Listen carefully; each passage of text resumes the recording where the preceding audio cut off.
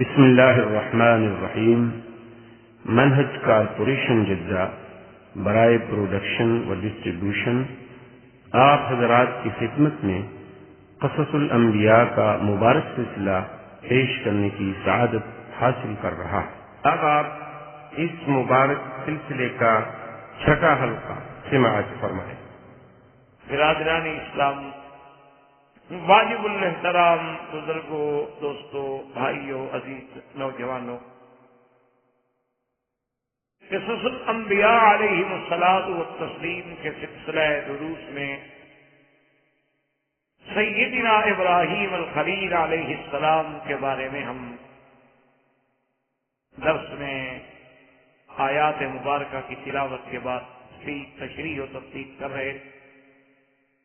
سیدنا ابراہیم الخلیل علیہ السلام نے جب اپنی قوم سے، اپنے خاندان سے، وقت کی مقتدرہ قوتوں سے ٹکر لی اور بتوں کو توڑ ڈالا، جو الحمدللہ آپ سن چکے، تو اتنی بڑی ناکامی کے بعد چاہیے تو یہ تھا کہ ان کو کچھ عقل آتی، چاہیے تو یہ تھا کہ وہ کچھ حقائق کو سمجھ لے، مسائل کو سمجھ لیتے کہ بھی جو ٹوٹ گئے ہیں وہ خدا کیسے ہو سکتے ہیں، یا خدا کے درمیان اور ہمارے درمیان واسطہ کیسے بن سکتے ہیں، جو اپنی حفاظت نہ کر سکے وہ ہمیں کیا چھڑائیں گے۔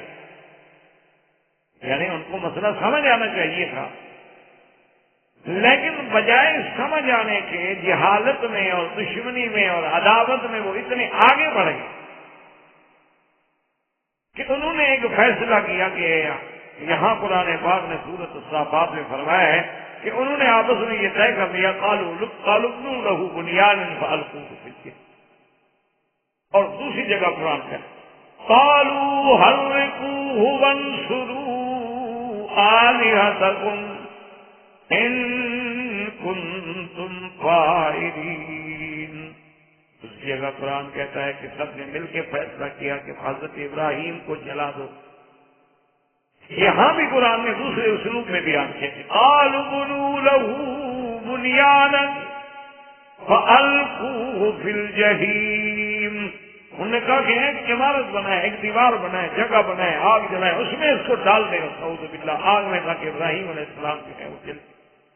تو علماء کرام نے اور مورخین نے لکھا ہے کہ وہ ایک جگہ تھی حبیہ، اس جگہ میں ایک ارض تھی، ارض صلبہ، یعنی خشک زمین، بالکل بنجر بیکار قسم کی زمین۔ تو ایک میل بڑی ضرب ایک میل میں انہوں نے دیوار دی اور اس میں آگ کے لیے لکڑیاں جمع کرنی شروع کی، اور ان کی جہالت کا یہ عالم تھا کہ وہ یعنی ان کی عورتیں، مرد منتیں مانتے تھے کہ میرا بچہ بیمار ہے، دکھ ہے، پریشانی میں مبتلا ہوں، خدا کرے ٹھیک ہو جائے تو میں ابراہیم کو جلانے کے لیے اتنی لکڑیاں ڈالوں گا۔ اصل بات یہ ہے کہ آپ ان واقعات کو، اللہ کے قرآن کے جو واقعات ہیں، یہ تاریخی قصے نہیں ہے کہ ہم پڑھیں اور گزر جائیں، یا ہم جیسے قصے کہانیوں کی کتابیں سنانے رکھ لیتے ہیں کہ یار نیند نہیں آ رہی ذرا تھوڑا سا پڑھ لو۔ اللہ کا قرآن اس لیے نہیں ہے۔ اللہ کے قرآن میں عبر ہیں، مواعظ ہیں، تذکرہ ہے، ہدایات ہیں، کہ سب سے پہلے تو آپ اسی بات کو دیکھیں کہ بھی ایک دائی جب اللہ کی توحید کے لیے کھڑا ہوتا ہے تو اس کو کتنی تکلیفوں کا سامنا کرنا پڑتا ہے۔ آج اگر آپ اپنے محلے میں، اپنے علاقے میں، اپنے برادری میں توحید کی بات کریں، آپ کہتے ہیں جی شرارت ہو جائے گی، جھگڑا ہو جائے گا، بس گزر رہی ہے، بات نبھ رہی ہے، بس ٹھیک ہے، جب کسی کو اللہ چاہیں گے ہدایت دے دیں۔ آپ اگر کسی ایسے مکان پہ بیٹھے ہوں کہ آپ کے سامنے شرک ہو رہا، آپ کے سامنے بت پرستی ہو رہی، آپ کے سامنے قبور پہ سجدے ہو رہے ہوں، آپ کے سامنے قبروں کا آگے باقاعدہ چوما جا رہا ہو، طواف کیا جا رہا ہو، ہاتھ باندھ کے معتقدین کھڑے ہوں، الٹے پاؤں چل رہے ہوں، یا مزارات اولیاء پہ گانے بجانے مجرے قوالیاں ہو رہی ہوں، آپ جرات نہیں کریں گے حق بات کریں۔ اور پڑھا لکھا آدمی اس کو یہ سمجھتا ہے کہ جی آپ کو کیا پڑھی ہے، چھوڑیں جی، آپ اپنی بات کریں، چھوڑیں، دفع کریں، ٹھیک ہے، ہمیں کیا ہے، ہم کیوں خام خواہ جا کے مصیبت مول لے لیں۔ لیکن درس ابراہیم علیہ السلام سے سمجھو کہ اللہ کی توحید کے لیے پیغمبر نے کتنی بڑی ٹکر لی. جب تک اللہ کی توحید کے لیے آپ ٹکر نہیں لیں گے تو توحید کا مسئلہ حل کیسے ہو؟ آپ تو اس نسخے کو گھر میں لے کے بیٹھے ہیں مخالفت کے ڈر سے کہ مخالفت ہوگی. اللہ فرماتے ہیں دیکھو کہ میرا نبی ہے، خلیل اللہ ہے، اور پیغمبر بھی وہ کہ جس کی ذریت میں نے نبوت رکھی ہے، جس کے پورے خاندان میں نبی میں نے بھیجے ہیں. اس کے امتحان کا عالم دیکھو کہ ساری قوم ایک طرف ہے، باپ ایک طرف ہے، ماں ایک طرف ہے، قوم ایک طرف ہے. صرف کھڑا نہیں، یہ نہیں کہہ رہا کہ تم غلط کر رہے، نصیحت کرتے رہے، ہدایت کرتے رہے، تقریر کرتے رہے. جب دیکھا کہ اثر نہیں ہوتا تو جا کے خطوں کو توڑنا. آپ اندازہ فرمائیں کہ اس وقت اس دائی میں کیا گزری ہوگی جب ایک آدمی اکیلا کھڑا ہو اور ساری دنیا اس کے مخالف. اور اسی طرح ہمیں ان دروس سے یہ سبق ملتا ہے کہ جہالت کی حد دیکھو کہ بتوں کے پوجنے والے، پتھروں کے پوجنے والے خود کہہ رہے ہیں کہ بھئی یہ بولتے نہیں ہیں، یہ بول کے بتا بھی نہیں سکتے، اعتراف بھی کر رہے ہیں لیکن پھر چوم بھی رہے ہیں.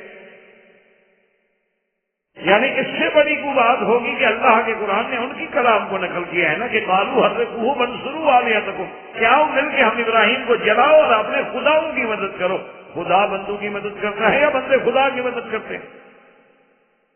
یعنی آپ اندازہ کریں کہ ایسے یعنی بودا خدا ہے کہ وہ بندوں کی مدد کا محتاج ہے، لیکن اس کے باوجود بھی قومیں کھڑی ہیں، عقیدہ وہی ہے. یہی عالم بھی عین ہی آج ہمارے مسلمانوں میں ہے کہ ہمارے کروڑوں مسلمان، کروڑوں، 1-2 لاکھ نہیں، کروڑوں مسلمان جو ہیں وہ قبروں پہ سجدے پہ اور قبر پرستی پہ اور قبروں پہ مانگنے میں مبتلا ہیں. حالانکہ ان کو پتا ہے کہ ان کو دفن ہم نے کیا ہے، ان کی قبریں ہم نے کھودی ہیں، ان پر روزے ہم نے بنائے ہیں، ان کے مزار ہم نے بنائے ہیں، یہاں پر مسجدیں ہم نے بنائی ہیں، ان سارا انتظامات ہم نے کیا ہے. تو سارے انتظامات ہم کر رہے ہیں، لیکن اب مشکل کشا وہ ہو گئے. وہی عالم ہے کہ بھئی جو اس دور میں جہالت تھی، جو نوح علیہ السلام کے زمانے میں جہالت تھی، جو ابراہیم علیہ السلام کے زمانے میں جہالت تھی، جو سرکار دو عالم صلی اللہ علیہ وسلم سے پہلے جہالت تھی، وہی آج بھی موجود. یعنی آپ بڑے بڑے لکھے، چلو بھی ٹھیک ہے، آپ کہہ سکتے ہیں بھی ہمارے لوگ کچھ جاہل ہوتے ہیں، ٹھیک، چلو زیادہ پڑھے لکھے نہیں. اچھا بھی ہندو جو ہیں ان میں بھی اکثریت جاہلوں کی، لیکن یہودی نصرانی تو پڑھے لکھے ہیں. ان کا تو عام بندہ بھی جاہل نہیں ہوتا، ان کے یہاں تو تعلیم لازمی ہے.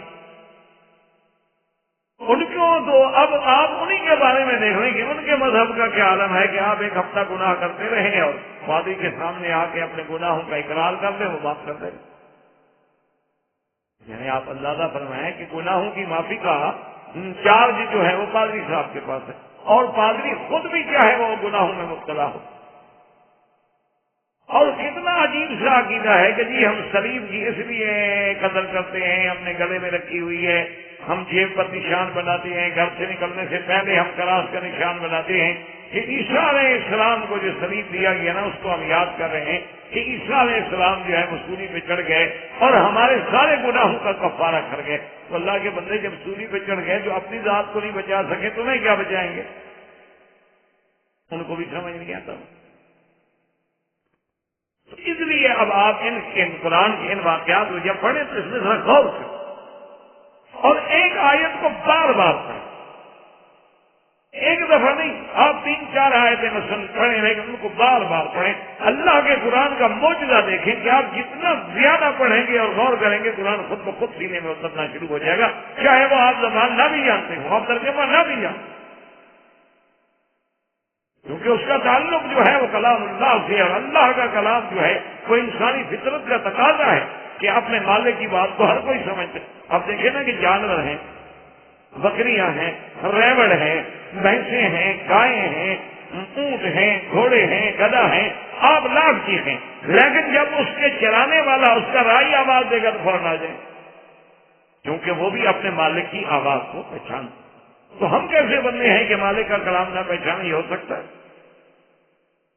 فرق صرف اتنا ہے کہ قرآن کے آداب ہیں کہ آپ باوضو ہوں، آپ کسی صاف ستھری جگہ پہ بیٹھے ہوں، اگر آپ کا بستر ہے تو چادر جو ہے پاک ہو، اور سامنے آپ قرآن کھول کے ایک آیت کو آپ بار بار پڑھیں اور اس پہ غور کریں اور اللہ سے دعا مانگیں کہ میرا مولا، ہم تو اجمی لوگ ہیں، یہ تیرا کلام ہے اور عربی زبان میں ہے، ہم اس کے حقائق کا ادراک تو نہیں کر سکتے، لیکن کچھ نہ کچھ تو ہمیں سمجھ آ جائے۔ تو آپ جب پڑھیں گے 2 دفعہ 3 دفعہ 4 دفعہ 5 دفعہ، تو پھر اللہ کے قرآن میں آپ کا معانست ہونی پیدا شروع ہو جائے گی، تو پھر آپ کو بات سمجھ آئے گی، اور پھر جب سمجھ آنی شروع ہو تو پھر غور کریں کہ آخر ابراہیم علیہ السلام نے ایسا کیوں نہ کیا کہ چلو جی قوم نہیں مانتی تو نہ مانے، ہم کیوں کام کا لڑائی لیں، نہیں مانتی نہ مانتی۔ جیسے آج کل ہمارے ہاں محاورہ ہوتا ہے نا جی، تو اپنی نبیڑ تینوں ہور نال کی، یعنی تم اپنی نبیڑتے رہو، تمہیں کیا دوسرا کیا کرے۔ اسلام یہ نہیں چاہتا، اسلام نے تو تمہیں خیر امت بنا کے بھیجا، اور پھر قرآن اسی لیے تو آیا ہے کہ ہم غور کریں کہ دیکھو اب ابراہیم علیہ السلام اکیلے ہیں اور پوری قوم ایک طرف، اور آگ جلا دی گئی، اور آگ اتنی تیز ہے کہ ابراہیم علیہ السلام کو ڈالنے کا مسئلہ ہے کہ کیسے ڈالا جائے۔ تو حیدر نام کا ایک آدمی تھا جس نے سب سے پہلے دنیا میں منجنیق کی ایجاد، اب تو خیر منجنیق سے بھی اور چیزیں آ گئی، اب تو دنیا میں بڑی بڑی چیزیں آ گئی، میزائل آ گئے، لانچر آ گئے، جہاز آ گئے، کیا کیا بلائیں آ گئے۔ اس دور میں بہرحال منجنیق جو ہے یہ ایک بڑی نئی چیز سمجھی جاتی تھی جس کا وجود ہی کوئی نہیں تھا۔ تو منجنیق بنانے کے بعد سیدنا ابراہیم علیہ السلام کو اس منجنیق کے اندر بٹھا دیا گیا، اور طریقہ اس کا یہ تھا کہ ہم اس کو کھینچیں گے رسیوں کو، اور 4 رسیاں باندھی ہوئی تھی، پھر جب اس کو بہت بڑا لمبا جھوٹا دیں گے تو پھر 2 رسیاں کھینچیں گے تو وہ الٹ جائے گی اور ابراہیم علیہ السلام جو ہے وہ آپ سے کہیں۔ اب آپ اسی منظر کو ذرا آنکھوں میں رکھ کے دیکھیں کہ کیا عالم ہوگا کہ سامنے آگ جل رہی اور آدمی منجنیق میں بیٹھے، اور اسے پتا ہے کہ 2 منٹ کے بعد مجھے جلا دے گیا، لیکن اس کے باوجود بات تو صرف اتنی تھی نا کہ وہ منجنیق میں بیٹھے بیٹھے بھی کہہ دیتے اپنی قوم سے، برادری سے، اس وقت کے جباروں سے کہ بھائی میں معافی مانگتا ہوں، آئندہ میں آپ کو نہیں چھیڑوں گا، ٹھیک میں ڈرا کرتا ہوں۔ کیا کہتے ہو؟ کہتے مسئلہ حل ہو گیا، اچھی بات ہے، پھر کیوں جلاتے؟ وہ تو خوش ہو جاتے کہ مسئلہ ہمارا حل ہو گیا۔ وہ کہتا دیکھو جی میں آپ کا علاقہ چھوڑ دیتا ہوں، میں اپنی بات واپس لے دیتا ہوں، آئندہ میں آپ کو اس موضوع پہ نہیں چھیڑوں گا، مہربانی سوری۔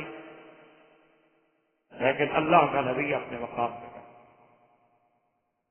کہ جب میں حق پر ہوں تو مجھے بے ڈرنے کی کہتا، جب میں ایک اچھا کام کر رہا، میں اللہ کی توحید کا اس بات کر رہا، میں شرک کو بٹا رہا ہوں، میں قوم کو جہنم سے نکال رہا ہوں، بچانے کی کوشش کر، پھر مجھے کیوں ڈر؟ سیدنا ابراہیم علیہ السلام جب بیٹھے ہیں تو بعض روایات میں آتا ہے کہ آپ نے یہ پڑھا کہ سبحانک اللہم وبحمدک لا الہ الا انت، اور اللہ کے فرشتے جو ہیں وہ اللہ کی درگاہ میں عرض کرتے ہیں کہ مولا تیرا خلیل ہے، تیرا محبوب ہے، بندہ ہے، نبی ہے، اور تیری توحید کے لیے آگ میں ڈالا جا رہا ہے، آپ مہربانی کریں ہمیں حکم فرمائیں۔ اللہ نے فرمایا ملائکہ اجازت، جاؤ میرے خلیل کی مدد کرو۔ تو ملک الجبال آیا، ملک الصحاب آیا، ہر فرشتہ آیا جس کی مدبرات امر، جس کی جہاں جہاں لکھتی ہے، انہوں نے کہا خلیل اللہ مہربانی کرو ہمیں حکم دو، ہم بارش برسا دیتے، ہم دونوں پہاڑوں کو ملا دیتے ہیں، ہم یہ آگ اٹھا کے ان پہ الٹ دیتے ہیں۔ تو میں آیا کہ تمہاری مجھے کوئی میں تم سے مدد نہیں ہے۔ اچھا اگر زندہ ایک دوسرے کی مدد کرے تو یہ کوئی شرک بھی نہیں، کفر بھی نہیں، منع بھی نہیں، آپ میری مدد کرتے آپ کی مدد، لیکن مقام خلیل یہ ہے کیوں کہتا ہے نہیں، حالانکہ اس کو پتا ہے کہ فرشتے اللہ کے منشے کے بغیر، اللہ کے حکم کے بغیر میرے پاس آ سکتے ہیں، اللہ اجازت نہ دے تو فرشتہ کیسے آئے گا؟ لیکن کہتے ہیں کہ نا اما الیکم فلا، تم لوگوں کی مجھے ضرورت۔ اس کے بعد جبریل علیہ السلام آتے ہیں، جبریل علیہ السلام آگے عرض کرتے ہیں کہ خلیل اللہ میں تو آپ کا اور اللہ کے درمیان میں واسطہ ہوں، ہمیشہ وحی لے کے آنے والا، ہر نبی کی خدمت میں حاضر ہونے والا، اور آپ جانتے ہیں کہ اللہ نے مجھے کتنی قوتوں اور طاقتوں سے نوازا ہے، آپ مجھے فرمائے میں آپ کی کیا خدمت کر سکوں؟ فرمایا اما الیک فلا حاجت لی، آپ کی بھی مجھے ضرورت ہے۔ جبریل کو جواب دے رہے ہیں۔ اسی سے آپ سوچیں کہ ہمیں تو کوئی خواب میں بھی آواز نظر آ جائے تو پتہ نہیں ہم کیا کرتے ہیں۔ یہ تو سامنے جبریل کھڑا ہے، جناب حکم۔ اور پھر ابراہیم علیہ السلام کو یہ شبہ بھی نہیں کہ پتہ نہیں جبریل میری مدد کر سکے گا کہ نہیں کر سکے گا،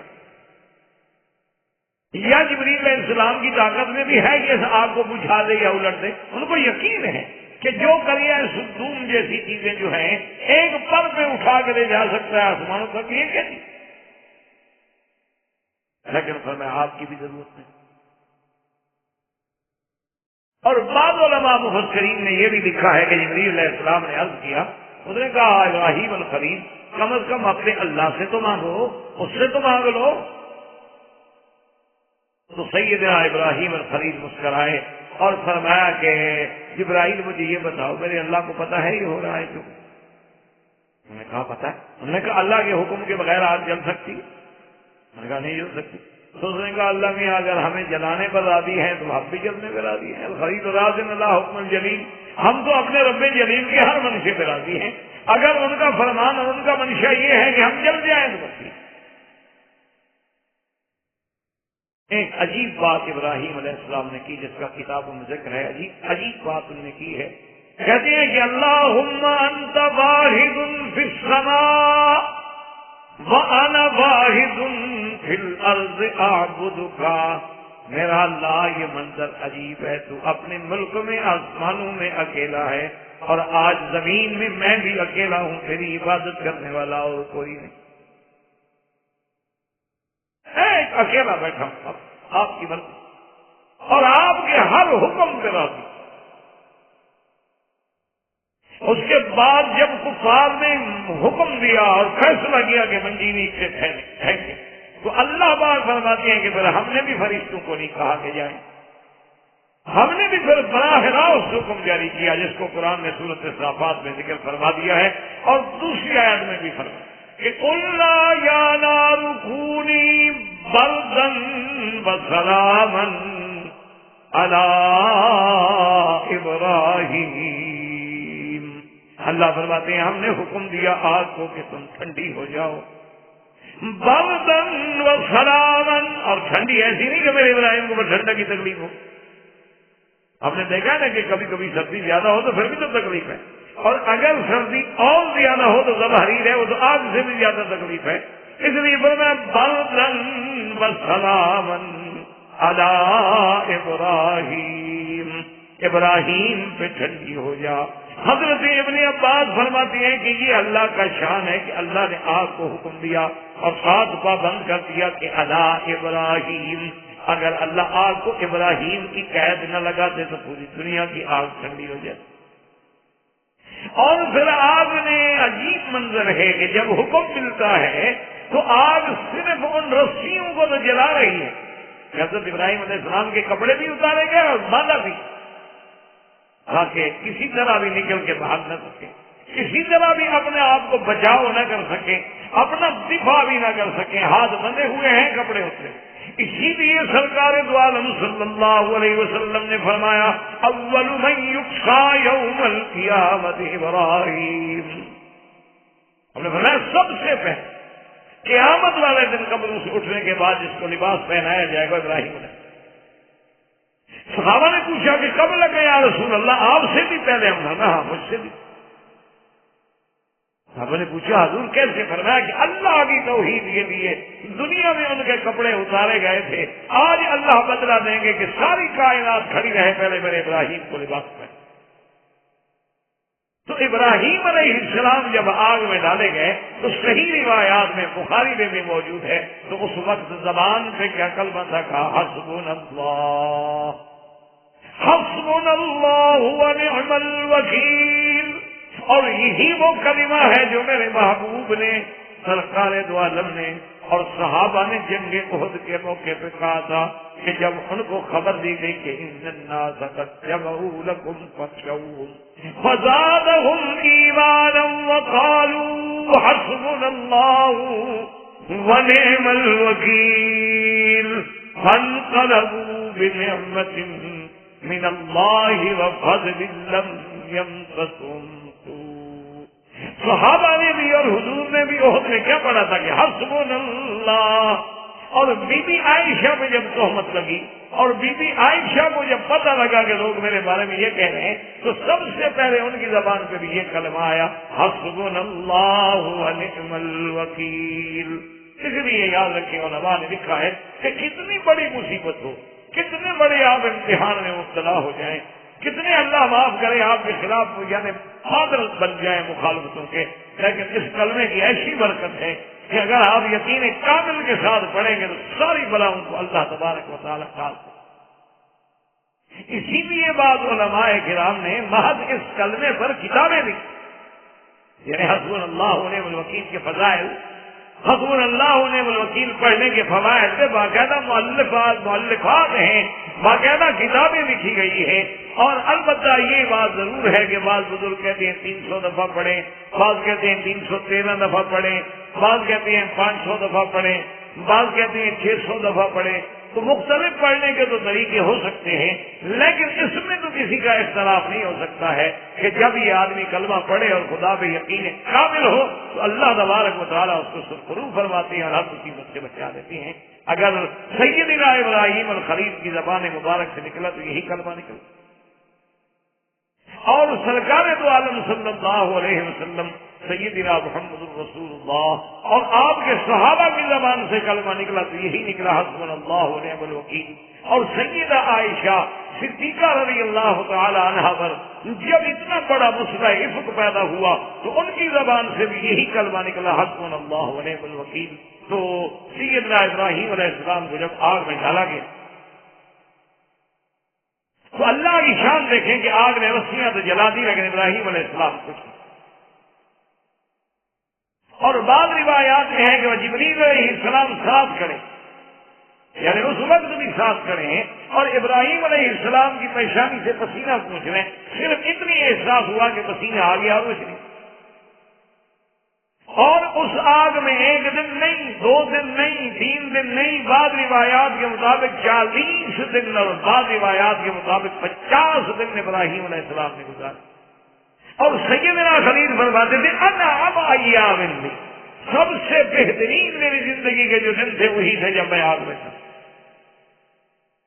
کہ جنت کا کھانا, جنت کی نعمتیں, جنت کی پوشاک, جنت کا لباس اور سیدنا ابراہیم علیہ السلام کی راحت. تو آپ کی کتابوں میں یہ بھی آتا ہے کہ آپ کی ماں آخر ماں ہے, کچھ ہے کافرہ ہے, باپ کے بیٹے کے عقیدے پہ نہیں لیکن بیٹا آگ میں ہو. تو جب ڈال دیے گئے تو باہر کھڑی کھڑی رو رہی ہے, آخر ماں ہے, آخر کچھ ہو جائے باپ ہے.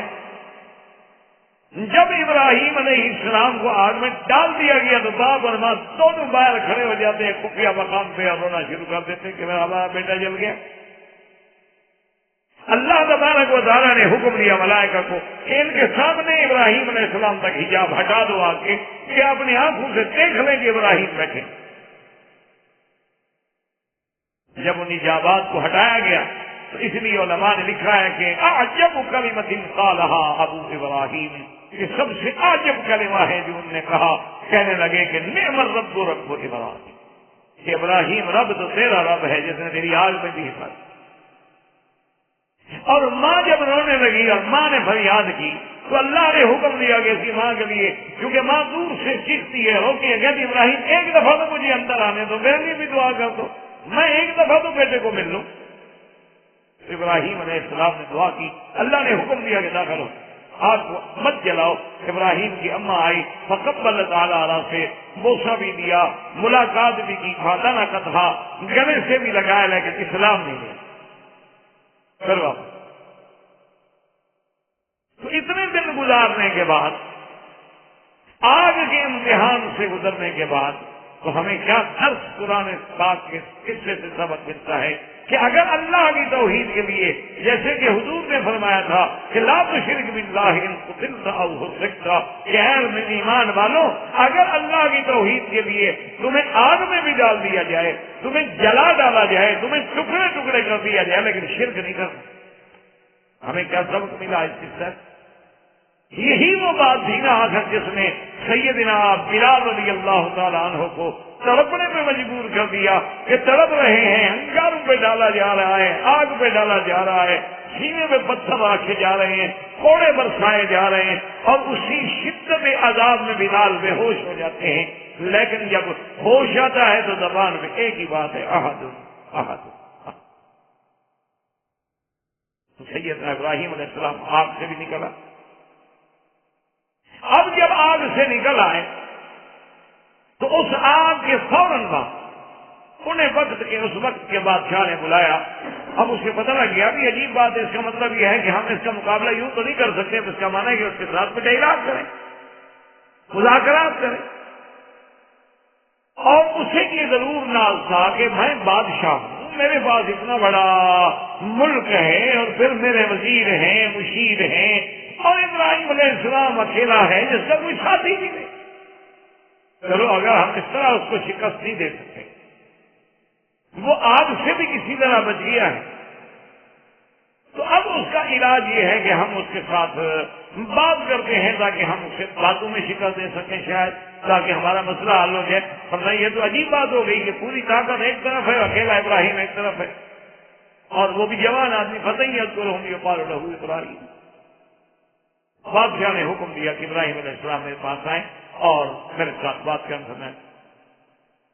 مشہور تاریخی روایات کے مطابق یہ بادشاہ جو ہے ملک بابل، اور اس کا نام تھا نمرود۔ اور یہ بات بھی ہمیں تاریخ میں پتہ چلتا ہے کہ دنیا میں 4 بادشاہ ایسے گزرے ہیں جنہوں نے اپنے دور میں گویا پوری دنیا پہ حکومت،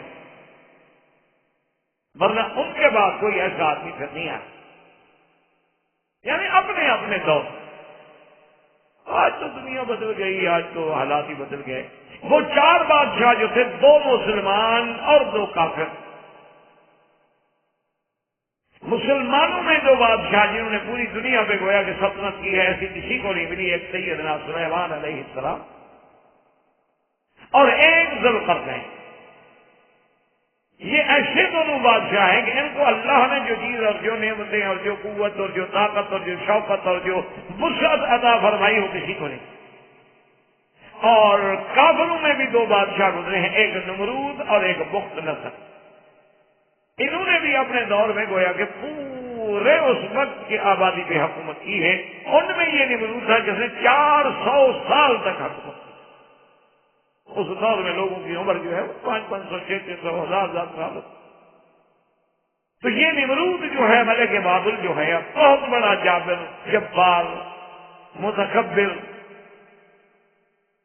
ابراہیم علیہ السلام آگے، اس کو بھی اللہ نے اپنے قرآن میں سیدنا ابراہیم کے قصے میں، اسی لیے میں نے آپ کو عرض کیا تھا نا کہ ابراہیم علیہ السلام کا جو قصہ ہے عجیب بات ہے کہ اللہ نے 25 سورتوں میں اس کا ذکر کیا،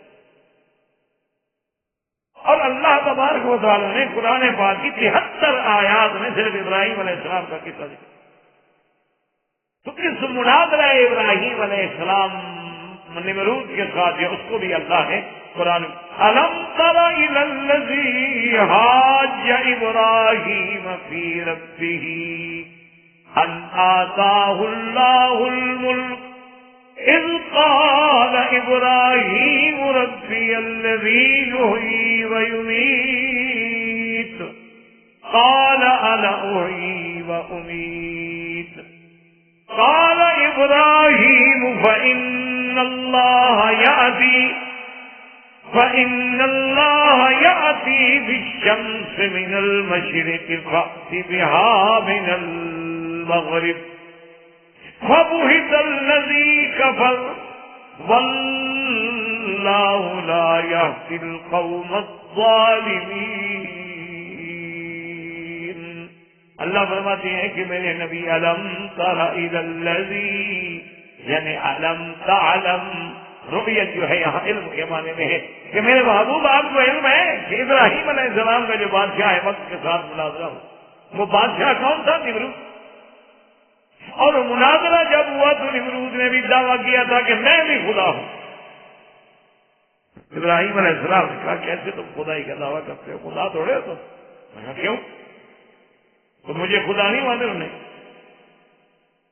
تمہارا خدا کون ہے؟ ربی الذی یحیی و یمیت، میرا رب تو وہ ہے جو جلاتا بھی ہے، جو مارتا بھی ہے۔ اب بادشاہ ہے، کہتا ہے انا احیی و امیت، کہتا ہے ابراہیم علیہ السلام اگر رب کی یہ صفت ہے کہ مارتا ہے اور جلاتا ہے تو یہ تو میں بھی کر سکتا ہوں۔ کیسے کر سکتے ہو جی؟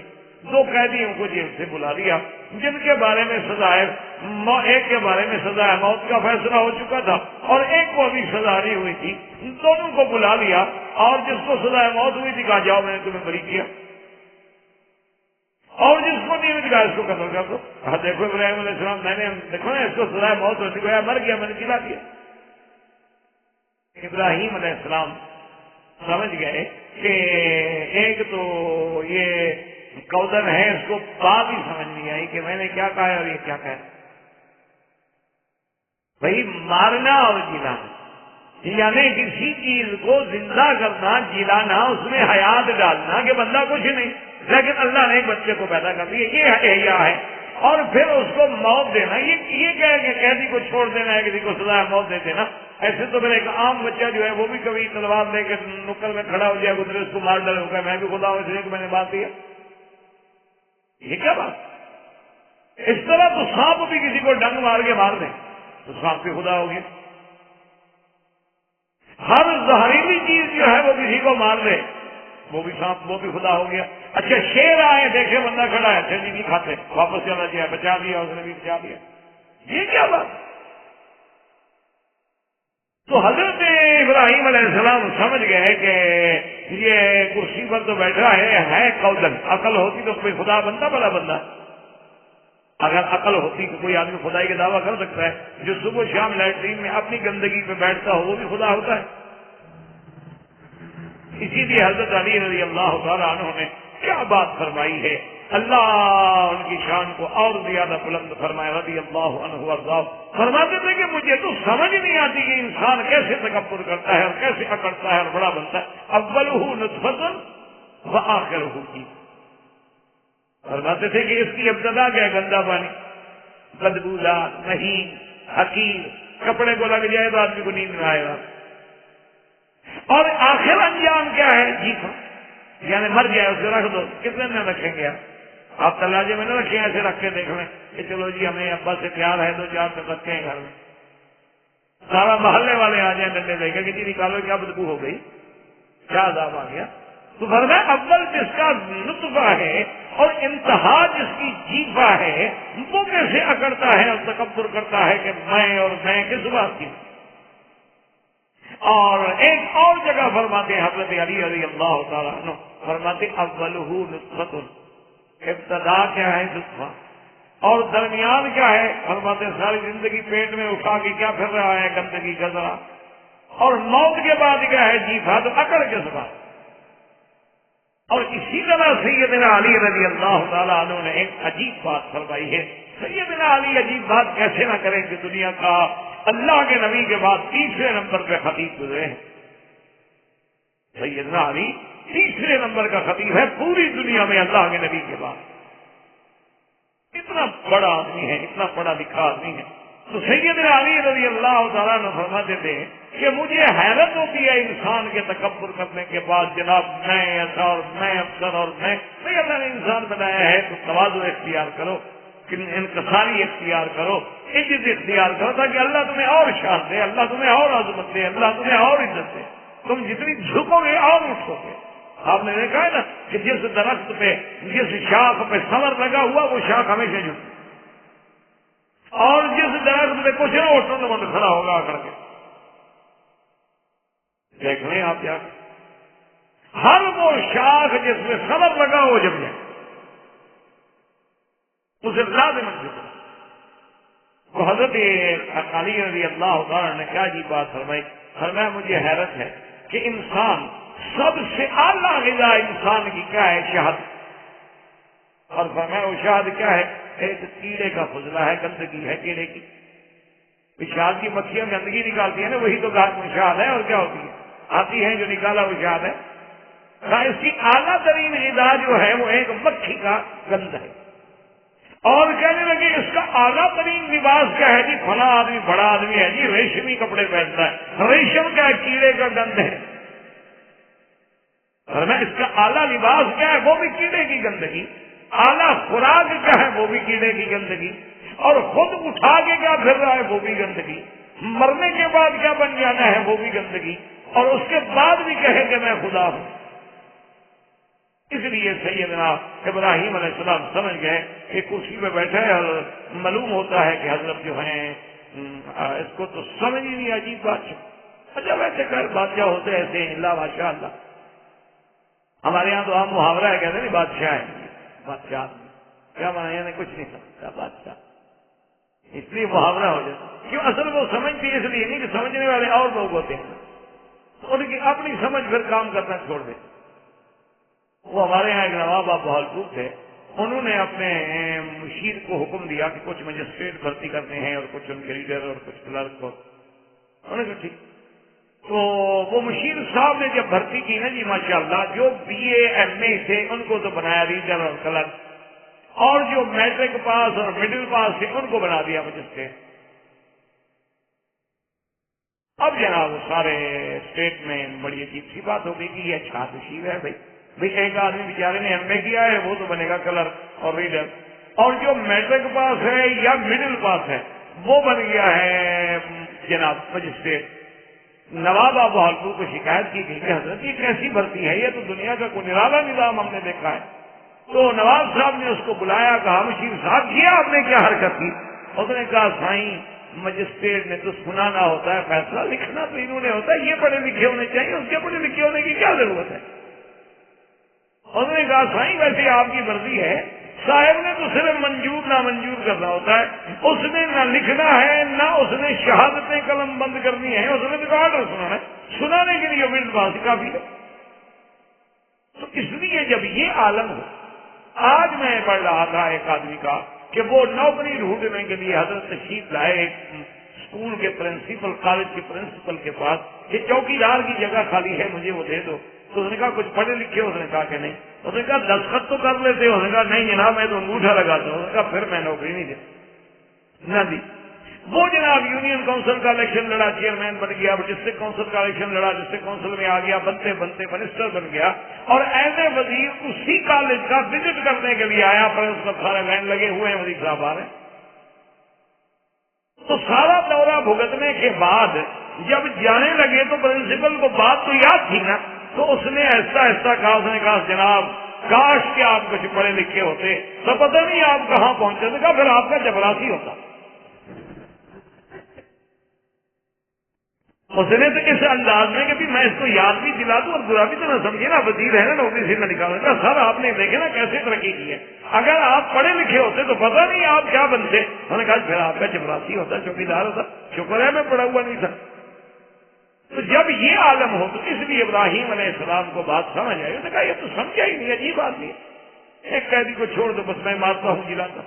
تو اب ابراہیم علیہ السلام نے فرمایا کہ میں ایسی بات کروں ایک تو عامت الناس کو بھی سمجھ آئے. اس لیے علماء نے لکھا ہے کہ یہ بھی ہمیں درس ملتا ہے انبیاء سے کہ جب مناظرہ کر رہے ہو یا مقابلہ کر رہے ہو یا باطل کے ساتھ ٹکر لے رہے ہو تو ایسی بات کرو جو عامت الناس کو سمجھ. عامت الناس کی سمجھ میں اگر بات نہ آئے، جیسے حضرت حسین علی صاحب رحمۃ اللہ علیہ کا اور حضرت پیر مہر علی شاہ صاحب رحمۃ اللہ علیہ کا ایک مسئلے پہ مناظرہ ہو گیا، دونوں اپنے وقت کے جید عالم تھے. تو جب مناظرہ ہوا تو حضرت مولانا حسین علی صاحب نے قرآن کی ایک آیت پڑھی تو اس کا ترجمہ بیان فرمایا. تو پیر صاحب نے فرمایا کہ حضرت پہلے یہ بتائیں کہ یہ کون سی کلی ہے. تو حضرت نے کہا پیر صاحب کیا کہہ رہے، یہ کلی جزی کہاں سے نکل رہی؟ میں قرآن پڑھتا ہوں تم کلیاں نکال کے بیٹھے ہو. تو اس لیے بات یہ ہے، آپ کو کلی جزی ایک باریک سی ایک علمی اصطلاح ہے، عام لوگوں کو کیا پتا کہ کلی کیا ہے، جزی کیا ہے، ذاتی کیا ہے، حقیقی کیا ہے، عطائی کیا ہے، حکمی کیا ہے، ان کو کیا پتا ہوتا ہے مصطلحات کا۔ ابراہیم علیہ السلام نے اب پھر وہ بات کی جو حصن ظاہراً بھی ہو، آپ نے فوراً حکم دیا، فرمایا اچھا کوئی بات نہیں، فَإِنَّ اللَّهَ يَأْتِي بِالشَّمْسِ مِنَ الْمَشْرِقِ فَأْتِ بِهَا مِنَ الْمَغْرِبِ۔ ایک تو وہ حضران سارے خود پرست بھی تھے، آگ پرست بھی تھے اور نجوم پرست بھی تھے، سورج اور چاند کے بھی پوجا کریں۔ آپ نے فرمایا کہ میرا رب وہ ہے جو سورج کو روزانہ مشرق سے نکالتا ہے، اگر تو بھی خدا ہے تو ایک دن کے لیے کم از کم اس کے نظام کو الٹ دو، ایک دن کے لیے تو اس کو مغرب سے یوں گھما دو۔ ان اللہ یاتی بالشمس من المشرق فأت بها من المغرب وبہت الذی کفر واللہ لا یہدی القوم الظالمین۔ اب جب ابراہیم علیہ السلام نے یہ دلیل پیش کی تو کافر ہکا بکا رہ گیا، حیران ہو گیا کہ کیا جواب دوں۔ اللہ فرماتے ہیں کہ ہم ظالموں کو ہدایت نہیں کرتے، ہدایت تو ان کو ملتی ہے جو میرے آگے جھکنے والے ہوتے ہیں، جو حد سے نکلنے والے ہوں، تجاوز والے، ان کو تو ہدایت نہیں ملتی۔ اب کیا جواب دے، کہاں ایسے سورج کو پھیر کے لے آئے؟ لیکن ایک بات یاد رکھیں کہ اللہ کی شان دیکھیں کہ سرکار دو عالم صلی اللہ علیہ وسلم نے فرمایا ہے کہ علامات قیامت میں سے ایک علامت قیامت یہ بھی ہے کہ طلوع الشمس من مغربها، کہ سورج جو ہے مشرق کے بجائے مغرب سے نکلے گا، مغرب سے طلوع ہوگا۔ اور حضور صلی اللہ علیہ وسلم نے فرمایا کہ اذا طلعت الشمس من مغربها اغلقت ابواب التوبہ، کہ جب سورج مغرب سے نکل آئے تو اب توبہ کے دروازے بس اب توبہ ختم۔ تو علماء نے اتنی بڑی اچھی بات، انہوں نے کہا اور بھی تو نشانیاں ہو سکتی تھیں، لیکن سورج کو مغرب سے کیوں نکالا جائے گا؟ انہوں نے کہا وجہ یہ ہے کہ اگر آج بھی کوئی جاہل یہ کہہ دے کہ بھئی نمرود تو سورج کو مغرب سے نہ نکال سکا، لیکن ابراہیم کے رب نے کبھی مغرب سے نکالا ہے؟ بھئی نمرود تو لاجواب ہو گیا، نمرود سے تو جواب نہ بنا، بقوت الذی کفر۔ لیکن اگر آج بھی کوئی بدبخت، کوئی کافر، کوئی ہندو، کوئی یہودی یہ کہہ دے کہ چلو جی نمرود نہ نکال سکا لیکن ابراہیم علیہ السلام کے خدا نے کبھی نکالا، تو معلوم یہ ہوتا ہے کہ اس کی تو روٹین ایسی ہے کہ اس کو کوئی بھی نہیں چھیڑ سکتا۔ اس لیے اللہ تبارک و تعالیٰ نے ایک دن رکھا ہے اپنی قدرت کے اظہار کے لیے کہ ہم جب چاہیں گے تو اس کو یوں بھی پھیر سکتے ہیں، اور پھر سورج کو وہ مغرب سے نکالیں گے۔ اب جناب نمرود لاجواب ہو گیا، اب کوئی بات بنتی نہیں، کیا کریں؟ جب بات نہ بنے تو کیا کریں؟ تو سیدنا ابراہیم علیہ السلام نے اس امتحان آگ کے بعد، مناظرے کی کامرانی اور کامیابی کے بعد دیکھ لیا کہ میری آگ سے زندہ نکل آنے کے بعد بھی لوگ اسلام نہیں لے آئے، کہ حالانکہ اتنا بڑی بات تھی کہ لوگ تو فوراً کلمہ پڑھ رہے تھے کہ بھائی اب تو آنکھوں سے دیکھ لیا تھا موچا، لیکن پھر بھی اسلام نہیں لے آئے۔ اور اتنی بڑی مجلس میں بادشاہ اور اس کے تمام پڑھے لکھے عاجز ہو گئے اور پریشان ہو گئے، میرے دلائل کا جواب نہ دے سکے، پھر بھی کوئی مسلمان نہیں ہوتا، تو پھر ایسی قوم کے ساتھ رہنے کا کیا فائدہ ہے؟ انی مہاجر الی ربی، چلو اب ہم یہاں، اور جب حضرت ابراہیم علیہ السلام نے ہجرت کی ہے تو آپ کے ساتھ کون ہے؟ صرف لوط ہے، صرف لوط علیہ السلام، اور وہ بھی ابن اخی ہیں، آپ کے عزیز ہیں، رشتے دار ہیں، صرف ایک لوط علیہ السلام، فآمن لہ لوط، صرف ایک آدمی کی ایمان لے۔ تو اس درس میں بھی ہمیں یہ سبق ملتا ہے کہ کسی جگہ تم اللہ کی توحید بیان کر رہے ہو، عقیدہ بیان کر رہے ہو، محنت کر رہے ہو، یہ نہ گھبراؤ، اگر ایک آدمی بھی مسلمان ہو جائے ٹھیک ہے، اللہ کا نبی ہے، خلیل ہے، لیکن ایمان لانے والا ہے۔ تمہارا کام ہے کہ تم اپنے کام کرو، یہ نہ کہو کہ دیکھو جی ہم کیا کریں، اب میری تو ساری زندگی میں نے محنت کی، صرف ایک آدمی کوئی بات سمجھ آئی تو کوئی بات نہیں۔ اللہ کے پیغمبر حضور نے فرمایا مجھے پیغمبروں کو دکھایا گیا ہے ایسے بھی نبی ہوں گے قیامت والے دن جن کے ساتھ ایک بھی مسلمان نہیں ہوگا، ایسے بھی پیغمبر ہوں گے جن کے ساتھ 2 ہوں گے، 4 ہوں گے، 3 ہوں گے، تو سیدنا ابراہیم علیہ السلام نے جب وہاں سے چلے تو آپ کی جو پہلی شادی ہو چکی ہے وہ ہے بی بی سارا، اور بی بی سارا جو ہے اس کے بارے میں مورخین کے دو قول ہیں۔ ایک قول تو یہ ہے کہ ملک حران کا جو اس زمانے میں بادشاہ تھا یہ ان کی بیٹی تھی، اور ایک قول یہ ہے کہ نہیں، ابنت عمہ ہاران ایک آدمی تھا جس کے نام پر حران کا علاقہ آباد ہوا، وہ حضرت ابراہیم علیہ السلام کا چچا تھا، ان کی بیٹی۔ اور یہ بھی آتا ہے کہ اجمل نساء عالم بعد حوا، کہ بی بی حوا کے بعد خوبصورت ترین عورتوں میں تھی بی بی سارا۔ اللہ اتنا جمال عطا کر۔ اب سیدنا ابراہیم علیہ السلام، سیدنا ابراہیم الخلیل علیہ السلام اپنی بیوی سارا کے ساتھ ہجرت فرما کے شام کی طرف جا رہے ہیں۔ یہاں بھی یاد رکھ لیں کہ دو قول ہیں کہ آپ نے جب ہجرت کی من ارض بابل تو کدھر گئے؟ قرآن نے تو فرمایا ہے کہ ہم نے ان کو اذا ہجرت کی الارض التي بارکنا، کہ انہوں نے ہجرت کی ایسی زمین کی طرف جس میں اللہ نے برکت ہے۔ تو اب بعض مفسرین کرام رحمت اللہ علیہم کو یہ بھی دھوکہ لگا کہ ابراہیم علیہ السلام نے ہجرت کی مکے کی طرف، کیونکہ مکہ ہی ارض مبارک ہے، ان اول بیت وضع للناس الذی ببکۃ مبارکا وہدی للعالمین۔ لیکن یہ بات صحیح نہیں، ابراہیم علیہ السلام آئے ہیں مکے میں، لیکن وہ واقعہ الگ ہے، اور یہ واقعہ ارض بابل سے نکلنے کے بعد شام کی طرف جاتے ہوئے جو آپ جا رہے ہیں تو اس وقت آپ کا مقصد شام ہے، بیت المقدس ہے، جس کے بارے میں قرآن نے خود وضاحت کر دی ہے کہ سبحان الذی اسری بعبدہ لیلا من المسجد الحرام الی المسجد الاقصی الذی بارکنا حولہ۔ تو یہ وہ جگہ ہے شام جس کی طرف سیدنا ابراہیم الخلیل علیہ السلام ہجرت کر کے جا رہے ہیں، اور آپ ہیں اور بی بی سارا ہے، اور بعض روایات میں ہے کہ لوط علیہ السلام، اور بعض روایات ہمیں یہ بتلاتی ہے کہ لوط علیہ السلام پھر آپ کی اجازت سے چلے گئے قریہ سدوم کی طرف، وہیں جا کے آباد ہو گئے۔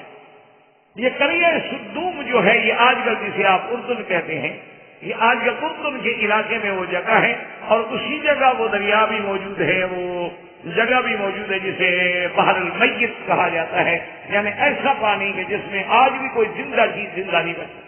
یہ وہ جگہ ہے جہاں لوط علیہ السلام کی قوم پہ اللہ کا عذاب۔ انشاءاللہ جب ہم لوط علیہ السلام کا یہ واقعہ آئے گا تو پڑھیں گے انشاءاللہ۔ تو اب جناب ابراہیم علیہ السلام بی بی سارا کے ساتھ جا رہے ہیں، اور راستے میں ایک بادشاہ تھا، یہ اور بعض علماء کہتے ہیں کہ وہ خود تو بادشاہ نہیں تھا، اس زمانے کا جو فرعون تھا نا مصر میں، اس کا ایک بھائی تھا، حنان اس کا نام تھا، اور اس بدبخت کی یہ عادت تھی کہ اس کے کارندے اور چوکیدار اور اس کے ہرکارے جو ہیں وہ سڑکوں پہ اور شہروں میں اور گلیوں میں پھرتے رہتے تھے، جہاں کوئی خوبصورت عورت نظر آئے وہ چھین دیتے فقط۔ اچھا، ایک عجیب عادت تھی کہ اگر وہ کوئی آدمی جا رہا ہے، وہ کہتا ہے جی کہ یہ کون ہے تمہارے ساتھ، کا بیوی کو پکڑتے، اچھا وہ کہتا ہے یہ میری بیٹی ہے یا بہن ہے، چھوڑتے، مجھے پھر نہیں پکڑتے۔ اس کی اپنی ایک منطق تھی۔ اللہ عالم چونکہ وہ بدکردار آدمی تھا، سوچتا کہ میں کسی کی بیٹی ہے، بہن ہے، غیر شادی شدہ ہو، پھر آگے نسل کا مسئلہ ہے اور میں بادشاہ ہوں، اس لیے چلو کوئی شادی شدہ ہو تو الزام کم لگے گا اور بات نہیں ہوگی، کوئی ایسی بات ہو سکتا ہے۔ بہرحال جو بھی اس کی خیالات گندے دماغ میں ہیں، تو اب بھی سارا اور ابراہیم علیہ السلام جا رہے ہیں، اس کو اطلاع مل گئی کہ بھئی آج تو آپ کے علاقے سے ہم نے دیکھا ایک ایسی عورت گزر رہی ہے کہ مارا عین احسن نہیں، ہم نے تو پوری دنیا میں اتنی خوبصورت عورتیں دیکھی۔ اس کے آدمی پکڑنے کے لیے آ گئے، ابراہیم علیہ السلام سے پوچھا کہ من حاضی کون ہے؟ انہوں نے کہا اختی، بہن۔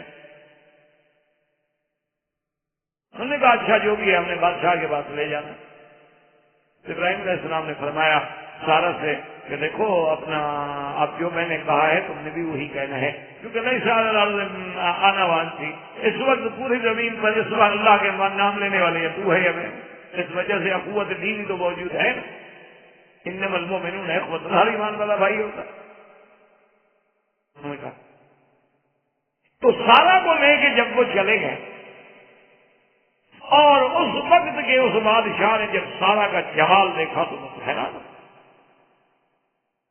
ایسی خوبصورت وہ تو بے قابو ہو کے بڑھا اس نعوذ باللہ ہاتھ بڑھانے کے لیے، اور بی بی سارا نے دعا کی کہ یا اللہ میں تیرے نبی کی عصمت ہوں، میں خلیل کی عصمت ہوں، اب یہ ظالم اگر میری توہین کر دے، اگر یہ ظالم میری تنقید کر دے تو مجھے اس ظالم سے حفاظت فرما۔ تو اسے جیسے ہاتھ بڑھائے، ہاتھ میں وہی ہو گیا اور زمین میں دھنس گیا، فوراً سمجھ گیا، کہنے لگا کہ سارا دیکھو اگر تم اللہ سے دعا کرو نا کہ اللہ یہ میری بیماری ہٹا دے اور مجھے نکال دے زمین سے، میں تمہیں بالکل ہاتھ نہیں لگا۔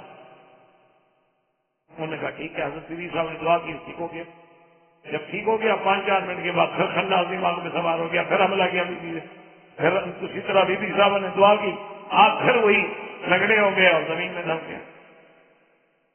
اس نے کہا اچھا بی بی سارا اب میں بالکل بحیثیت ایک بادشاہ کے وعدہ کرتا ہوں کہ آپ سے کوئی زیادہ۔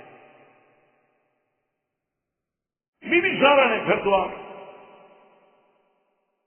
اور وہ ٹھیک ہو گیا۔ جب ٹھیک ہوا تو اس نے حکم دیا کہ بی بی ہاجرہ، بعض علماء فرماتے ہیں کہ یہ اس کے ہاں کنیز تھی، لیکن اصل میں وہ بھی کسی بادشاہ کی تھی، وہ بھی کنیزہ نہیں۔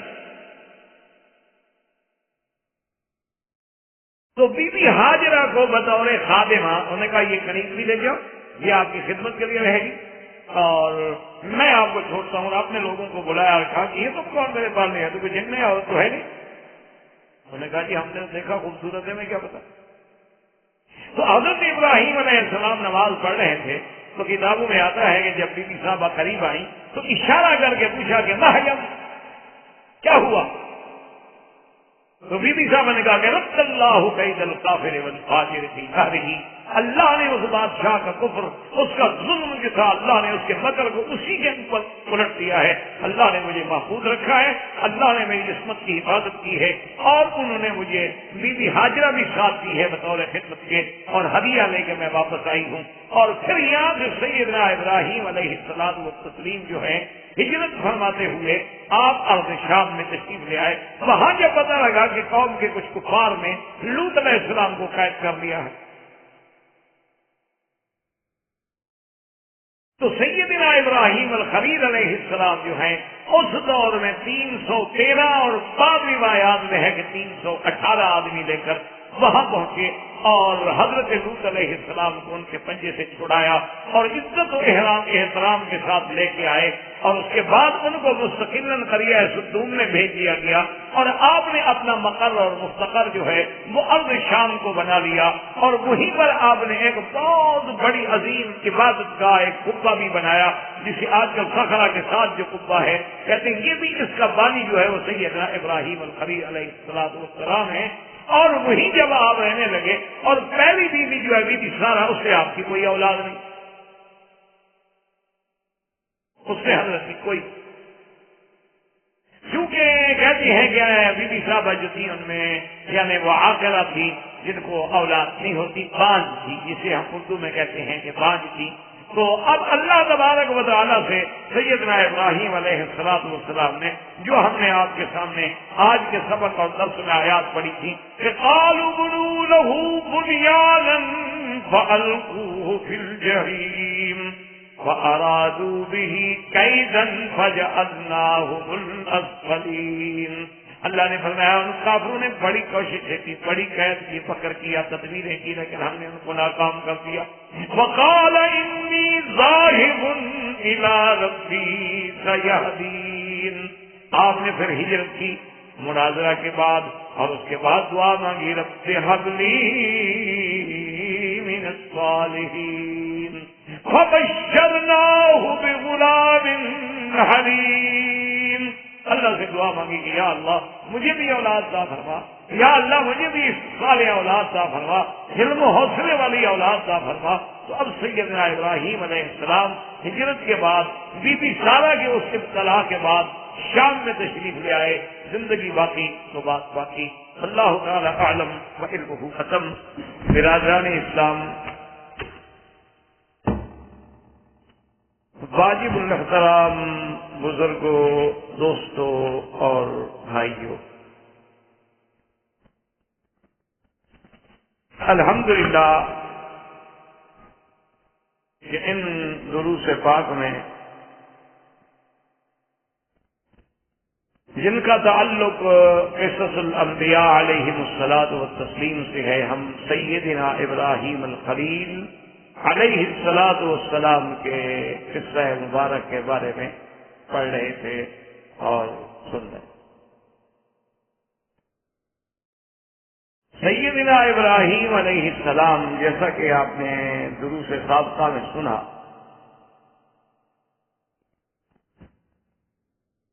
کہ جب ہجرت کر کے تشریف لے جا رہے تھے تو راستے میں ایک جابر بادشاہ نے آپ کی بیوی، آپ کی زوجہ محترمہ بی بی سارہ کو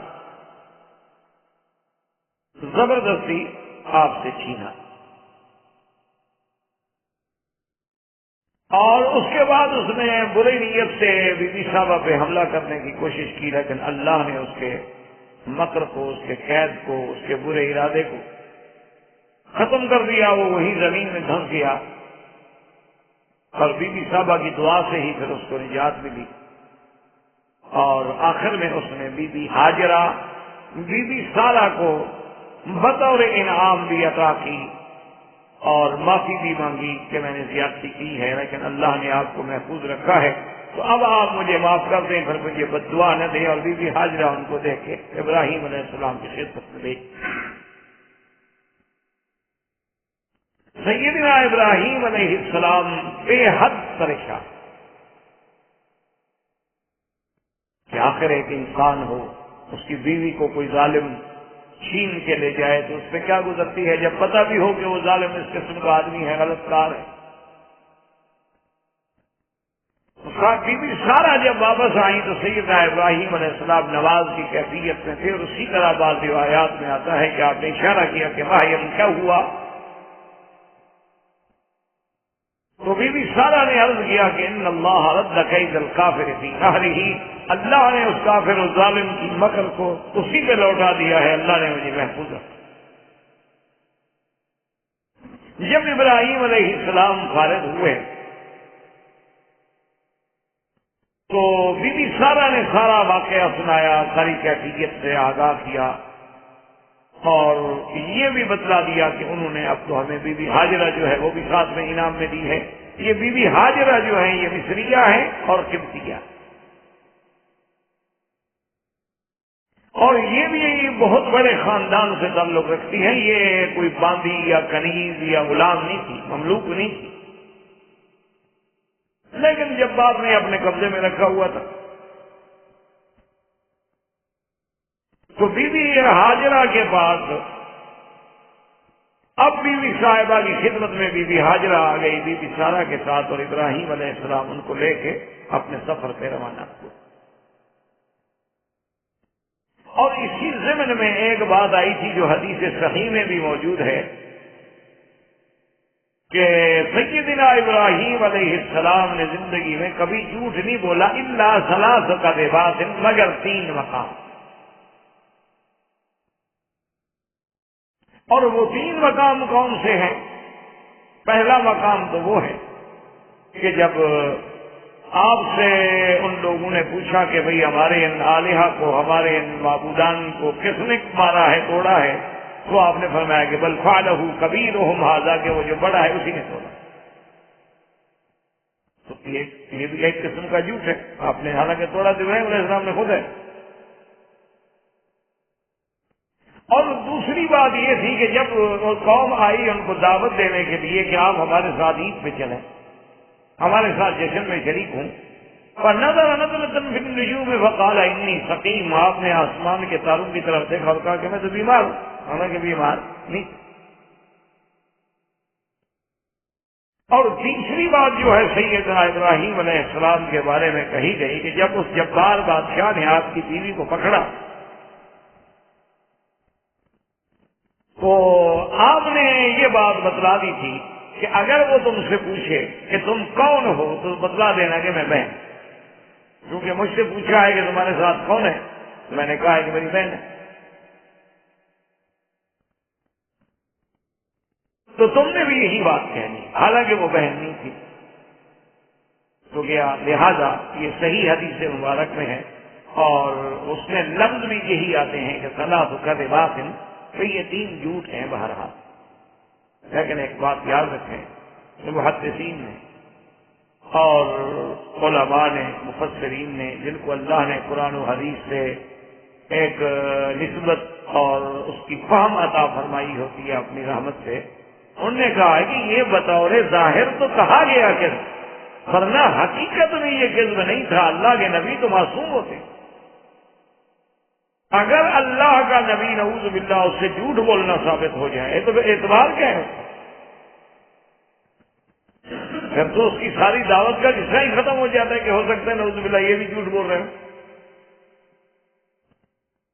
تو انہوں نے کہا کہ یہ چیزیں ایسی ہوتی ہیں کہ جن کو ظاہر میں یعنی اعتبار ظاہر تو کہہ دیا جاتا ہے کذبات، لیکن حقیقت اگر ہم اس پہ غور کریں اور فکر کریں تو وہ کذبات نہیں ہیں.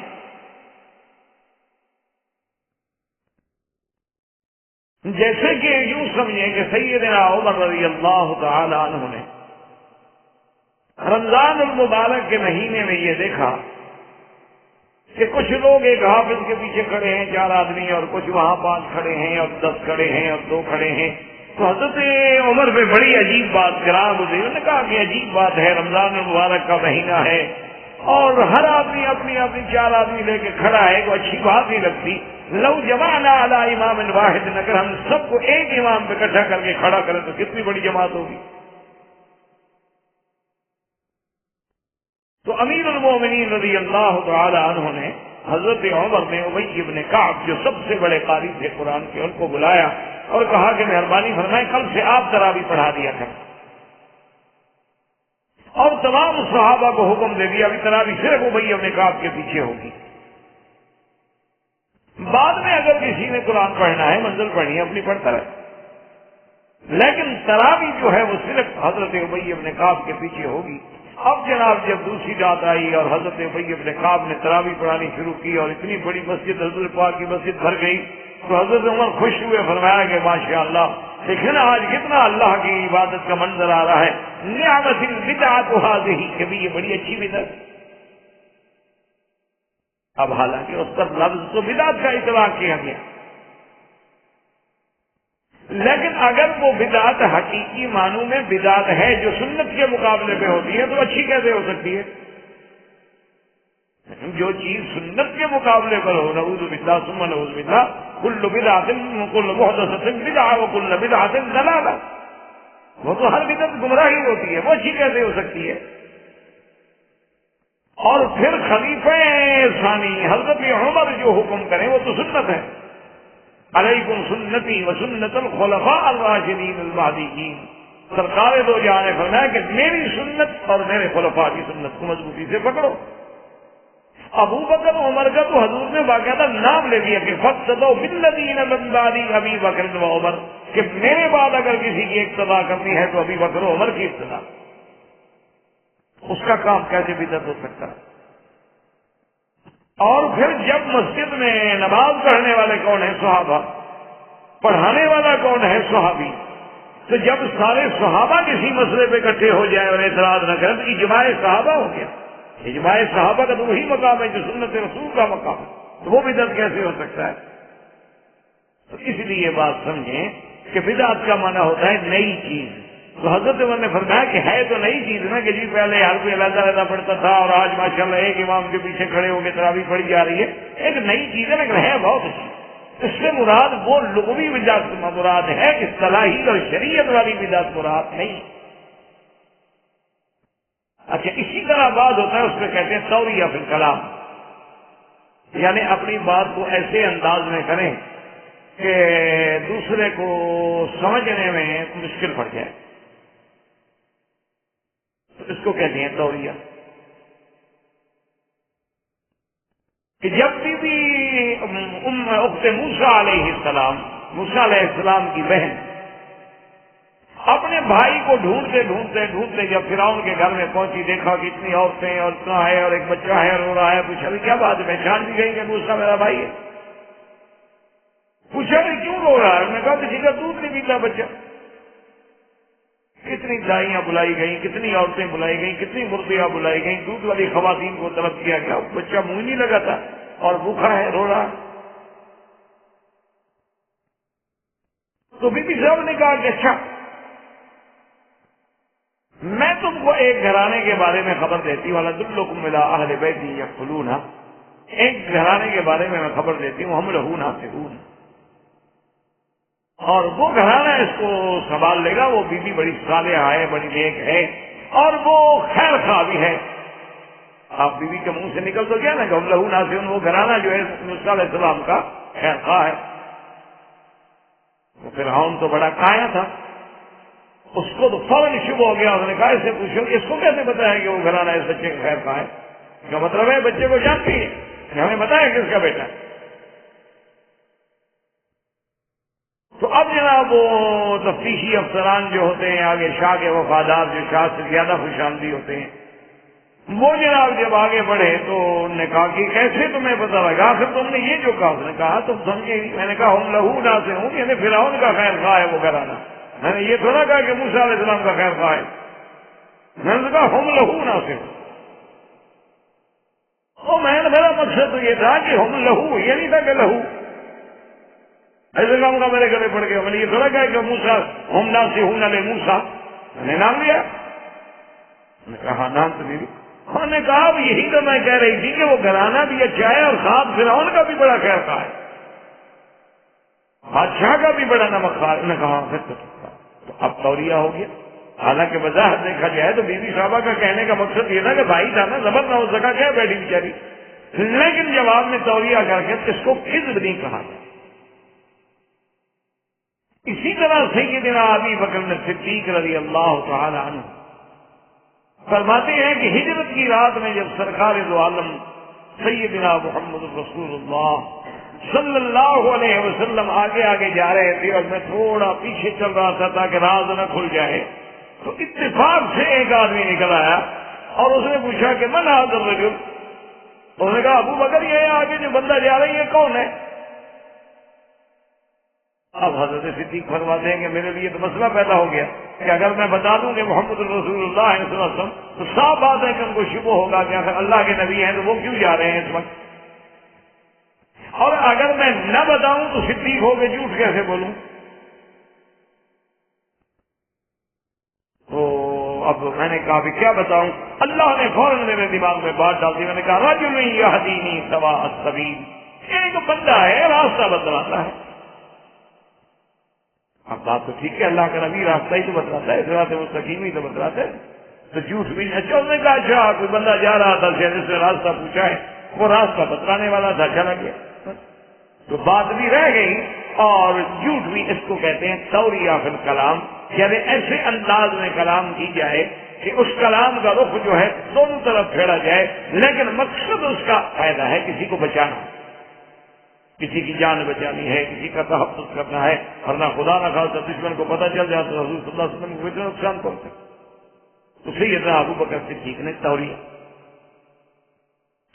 اسی طرح ایک معاملہ ہوتا ہے جو مصطلحات علماء میں اس کو یہ کہتے ہیں کہ آپ ایک ایسی بات کریں کہ مقصد آپ کا یہ ہوتا ہے کہ جب یہ بات میں کروں گا تو اس کا جواب میرے مخالف سے نہیں بن پڑے گا، اور جب جواب نہیں بن پڑے گا تو پھر میں اس پہ ضرب ماروں گا، تو وہ بھی جھوٹ نہیں ہوتا، دراصل اپنے اس مسئلے کو واضح کرنے کے لیے ایک بات کو کرنے کا ایک انداز ہوتا ہے کہ جب انہوں نے پوچھا کہ جی ہمارے خداؤں کو بتوں کو کس نے توڑا ہے، فَعَلَهُ كَبِيرُهُمْ هَٰذَا، بڑے نے، اور ساتھ یہ بھی کہتی ہے فَاسْأَلُوهُمْ إِن كَانُوا يَنطِقُونَ، پوچھ لو۔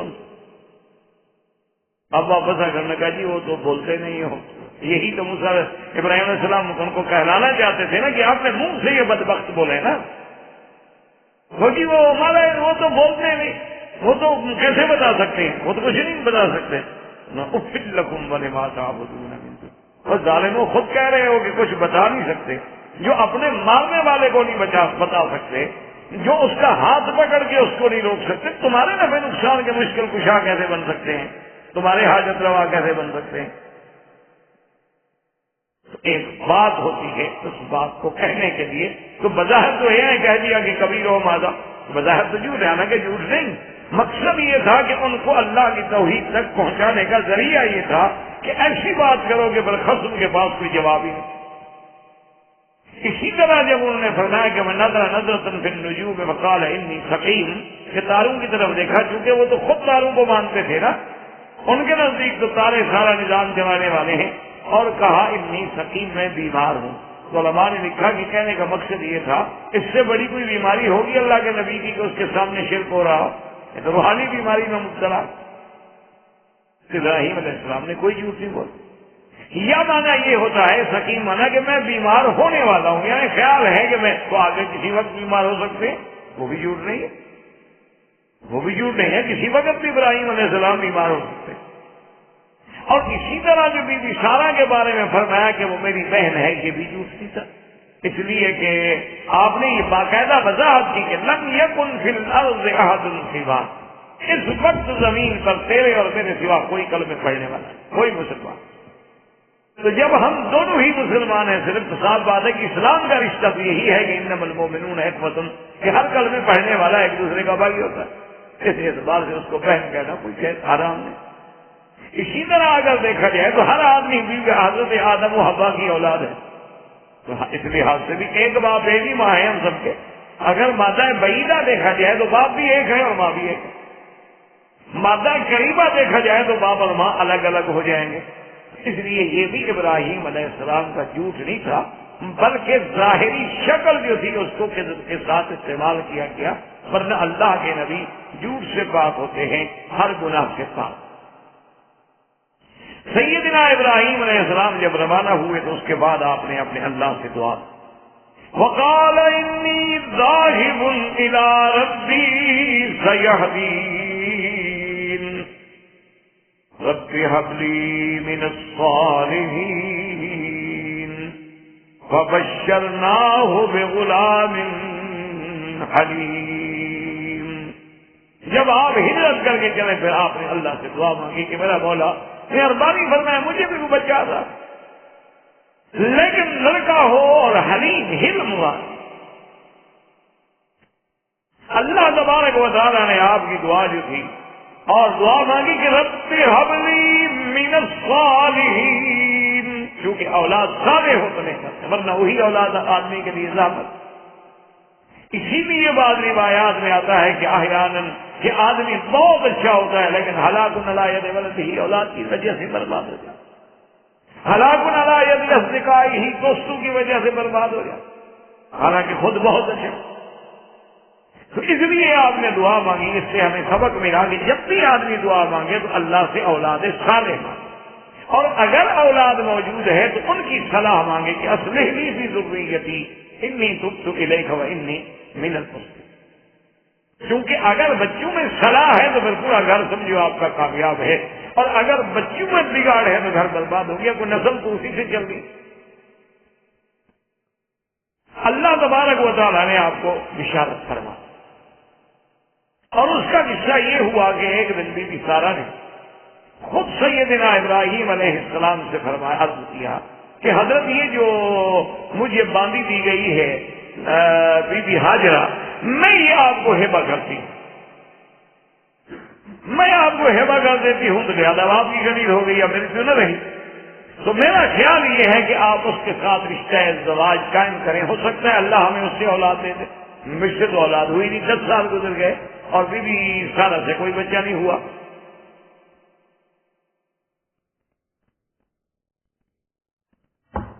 حضرت ابراہیم علیہ السلام نے ان کی بات مان لی۔ اس وقت آپ کی عمر تقریباً 86 سال۔ اب حضرت ابراہیم علیہ السلام نے بی بی ہاجرہ سے جب اپنے زواجی تعلق قائم کیا، اللہ کی شان ہے، بی بی صاحبہ حاملہ ہو گئی، کیونکہ اللہ پاک خوشخبری تو پہلے بھی دے چکے تھے ابراہیم علیہ السلام کو، ہم آپ کو بچہ دیں گے۔ اب جب بی بی صاحبہ حاملہ ہوئی تو خدا کی شان ہے کہ قدرت کی یہ یعنی فطر کی بات ہے کہ ایک عورت گھر میں ہو، بیوی ہو جائے، اس میں لاولد ہو، اس سے کوئی اولاد نہ ہو، بانج ہو، آدمی دوسری شادی کرے اور وہ حاملہ بھی ہو جائے، تو لازمی بات ہے کہ اس کا دماغ تو ذرا اونچا ہو جاتا ہے، اس کو تفاخر تو پیدا ہوتا ہے نا کہ دیکھو میں اچھی ہوں گا۔ تو اب بھی ہاجرہ جو تھی وہ تھوڑا سا اس میں بڑے پن کا اظہار ہو گیا۔ جب بڑے پن کا اظہار ہوا تو بھی سارا غصے میں آئی، انہوں نے کہا عجیب بات، میری کنیز تھی، میں تمہیں کنیز بنا کے لے آئی، میں نے ہی الٹا اجازت دی، اب مجھے آنکھیں دکھاتی ہو، عجیب بات۔ تو بی بی ہاجرہ نے خوف سے، کیونکہ بی بی سارہ نے شکایت کی باقاعدہ ابراہیم علیہ السلام کو کہ بی بی ہاجرہ کا کردار اور رویہ تم نے دیکھا ہے کہ اب میرے ساتھ اکڑ کے بات کرتی ہے. تو آپ نے فرمایا ففعلی ما شئت، جو چاہو تم کرو، تمہیں نے تو کہا تھا، ورنہ میں نے تو خواہش نہیں کی. تو بی بی ہاجرہ جو ہے وہاں سے اس مقام سے چلی گئی. ایک مقام تھا وہاں پہ چشمہ تھا، پانی تھا، تو وہاں بی بی صاحبہ چلی گئی.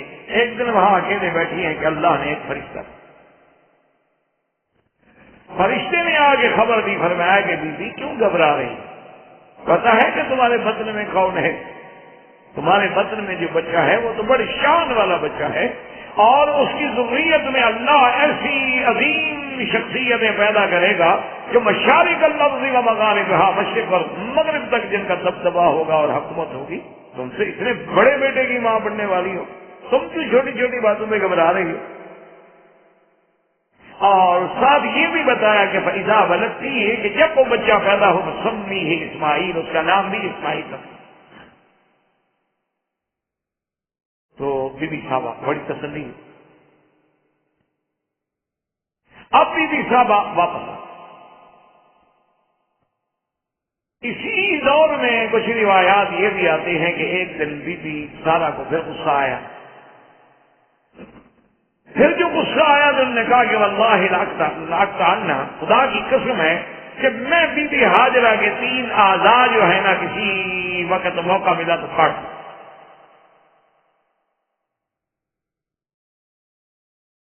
اب ابراہیم علیہ السلام کو پتہ چلا کہ اس نے قسم کھا لی ہے. اچھا اس زمانے میں تو قسم کا کفارہ تھا نہیں کہ کفارہ دے کے چلو قسم سے آدمی فارغ ہو جائے، تو قسم پوری کرے، یا پھر اللہ کے ہاں گناہگار ہو. اور نبی کی بیوی اپنے آپ کو گناہگار بھی کیسے کرے؟ تو ابراہیم علیہ السلام نے جب سمجھایا تو انہوں نے کہا کہ میں تو قسم کھا بیٹھی. کیا تو انہوں نے کہا کہ اچھا یہ روایات جو میں عرض کر رہا ہوں یہ کسی صحیح حدیث میں نہیں ہے، روایات اسرائیلی ہے، لیکن بہرحال ان کا وجود ہے کیونکہ اتنی دفعہ وہ روایات ہوئی ہیں کہ اس میں کچھ نہ کچھ حقیقت پائی جاتی. تو ابراہیم علیہ السلام نے فرمایا کہ اس کا حل یہ ہے کہ تم ایسا کرو کہ بی بی کے دونوں کان ایک اس طرف ایک اس طرف سوراخ کر دو، ناک میں سوراخ کر دو. تو 3 اعضاء تو کاٹ لیا آپ نے، تو آپ کی قسم تو پوری ہو گئی. تو کہتی ہے وہیں سے یہ سوراخ شروع ہوئے اور پھر دیور ڈالے گئے. یہ پھر ایسا ایسا تمدن جو ہے بڑھتا چلا گیا. پہلے تو یہ بطور سزا تھا، یا جیسے کہ پہلے قبائل کے لوگ ہوتے تھے نا جی، گھوڑوں پہ بیٹھتے تھے اور دوسرے غریب قبیلوں پہ جا کے تخت و تاراج کرتے تھے اور ان کی عورتوں کو گھسیٹ کے اٹھا کے لے آتے تھے اور ان کے پیروں میں بیڑیاں ڈال دیتے تھے کہ یہ عورتیں بھاگ نہ جائیں. تو وہی تصور آج بھی ہمارے ہاں موجود ہے کہ شادی والے دن ہم دولہے کو گھوڑے پہ بٹھا دیتے ہیں کیونکہ کسی کی لڑکی اٹھانے جا رہا ہے. جوڑا گھوڑا یہ ابھی تک ہیں ہمارے. اور آج بھی ہم نے صرف فرق اتنا کیا ہے کہ پیر میں لوہے کے جولان ڈالنے کے بجائے سونے کے ڈال دیے، گلے میں رسا ڈالنے کے بجائے نیکلس ڈال دیا. کسی طرح جانور کو ناک میں بہار ڈالنے کے بجائے اس کو ناک میں نہ بڑا ڈائمنڈ کا کوئی چھوٹا سا نگ ڈال دیا کہ دور سے چمک آئے. چیز اصل ہوئی تھی تو صبر و سزا سے چلا تھا، اس کو تھوڑا سا پھر بعض اوق لوگوں نے اس کو یوں رنگ دے دیا کہ چلو وہ بات بھی قائم رہے اور عورت بھی خوش ہو جائے. وہ کہتے ہیں کہ سب سے پہلے ہی ابراہیم علیہ السلام کی بیوی نے کیا. اور اسی طرح ایک روایات میں یہ بھی ہے کہ ختنہ جو ہے یہ تو خیر صحیح روایت ہے کہ مردوں میں سب سے پہلے ختنہ سیدنا ابراہیم علیہ السلام کا ہوا، پھر آپ نے سیدنا اسماعیل علیہ السلام کا کیا. لیکن روایات میں یہ بھی موجود ہے کہ اس زمانے میں اب تک بھی ہے عرب لوگوں میں مناطق کے حارہ میں جتنے گرم علاقے ہیں وہاں عورتوں کا بھی ختان ہوتا. احباب کرام، اس کے بعد اب آپ اس مبارک سلسلے کی CD نمبر 7 سماعت فرمائیں.